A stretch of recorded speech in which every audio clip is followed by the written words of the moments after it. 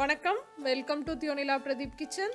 இன்னைக்கு நம்ம பார்க்க போகிற ரெசிபி ஒரு லஞ்ச் பாக்ஸ் ரெசிபிங்க. அதுதான் ஸ்வீட் கார்ன் புலாவ். ஏற்கனவே நிறைய ஈஸியான லஞ்ச் பாக்ஸ் ரெசிபீஸ்லாம் நம்ம பார்த்துருக்கோம். 7 வகையான லஞ்ச் பாக்ஸ் ரெசிபீஸ் இப்போ தான் நான் ரீசெண்டாக போஸ்ட் பண்ணேன்.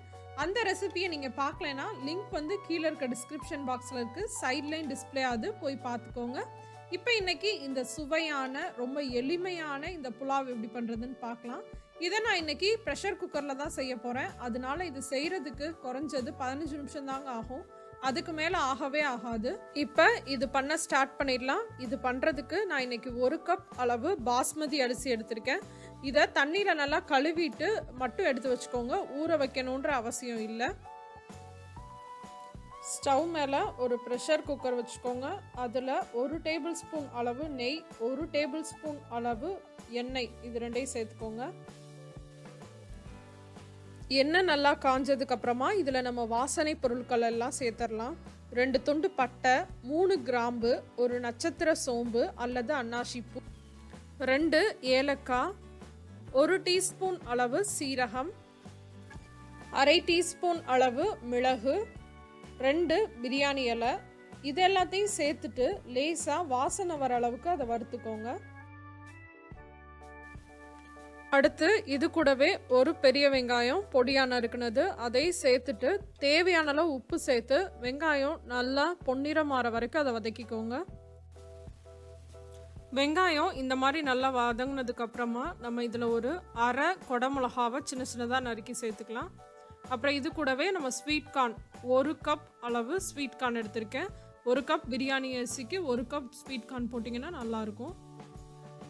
அதையும் சேர்த்துட்டு ஒரு நிமிஷத்துக்கு மட்டும் அதை நல்லா வதக்கிக்கோங்க.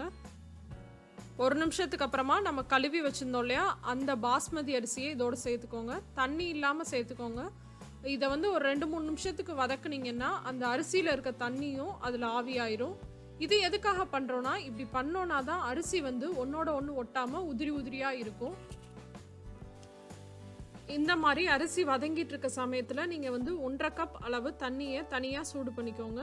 சூடு பண்ணிவிட்டு அந்த தண்ணியை வந்து சாப்பாட்டோடு சேர்த்து நம்ம குக்கரை மூடி வச்சோன்னா நல்லா அரிசி வந்து உதிரி உதிராக வரும். அதனால தான் அப்படி பண்ணுறோம். இப்போ நான் அந்த 1.5 கப் தண்ணியையும் இந்த அரிசியோடு சேர்த்துக்கிறேன். இப்போ நம்ம குக்கரை மூடிடலாம். இப்போ வந்து ஹையில் தான் இருக்குது ஃப்ளேமு. ஹையில் வச்சுட்டு ஆவி வந்ததுக்கப்புறமா விசில் போட்டுட்டு சிம்மில் வச்சுருங்க. சிம்மில் வச்சு கரெக்டாக ஒரு 7 நிமிஷம் விட்டிங்கன்னா நல்லா உதிரு உதிராக ரைஸ் வந்து ரெடி ஆயிரும். அப்படி இல்லை கொஞ்சம் சாஃப்டாக வேணும்னா இன்னும் 2 நிமிஷம் விட்டு எடுத்துக்கோங்க. இந்த முறையில் பண்ணாமல் நீங்கள் எப்பயுமே விசில் விட்டு தான் எடுப்பீங்க அப்படின்னா 1லேருந்து 2 விசில் விட்டு எடுத்துடலாம். இப்போ வந்து ப்ரெஷர்லாம் நல்லா அடங்கிருச்சு. இப்போ நம்ம வந்து குக்கரை ஓப்பன் பண்ணி பார்க்கலாம். எப்படி நல்லா சாதம்லாம் நல்லா உதிரி உதிரியாக வெந்திருக்கு பார்த்தீங்களா? இந்த முறையில் பண்ணிங்கன்னா கண்டிப்பாக சாதம்லாம் ஒன்றோட ஒன்று ஒட்டாமல் அதே மாதிரி நீளமாக உடையாமையும் இருக்கும். கண்டிப்பாக இந்த ரெசிபியை ட்ரை பண்ணி பாருங்கள். இது கூட பன்னீர் கிரேவி, பொட்டேட்டோ ஃப்ரை இல்லை காலிஃப்ளவர் ஃப்ரைலாம் சூப்பராக இருக்கும். இல்லைன்னா நீங்கள் நான்வெஜ் கூட சர்வ் பண்ணலாம். சிக்கன் கிரேவி, மட்டன் கிரேவி எது கூட வேணாலும் சர்வ் பண்ணலாம்.